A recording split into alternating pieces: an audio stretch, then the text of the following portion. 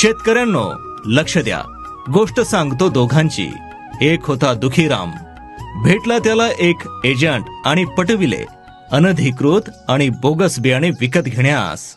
भाऊ दुखीरामने बियाणे तर घेतले, पण अडचणीच्या वेळी मदतीसाठी जेव्हा कृषी विभागाकडे धाव घेतली अन समजले बियाण्यांचे पक्के बिलच भाऊकडे नाही, अशात कृषी विभाग ही आपली मदत करू शकत नाही. बिलच नाही तर उभ्या पिकात पीक सल्ला देण्यासाठी कंपनीची सेवा पण नाही. एजंट म्हणे बोंड अळी येणार नाही, पण अळी तर जशास तशी. अन दुखीराम हैराण परेशान. आणि या उलट सुखीराम अधिकृत बियाणे, पक्के बिल आणि कंपनीची सेवा मिळवून निश्चित. तर शेतकरी बंधूंनो, भूल थापाला बळी पडू नका. सुखीराम बना, दुखीराम नाही. यंदा फक्त अधिकृत बियाणेच खरेदी करा. कृषी विभाग, महाराष्ट्र शासन आणि राशी सीड्सद्वारे शेतकऱ्यांच्या सेवार्थ.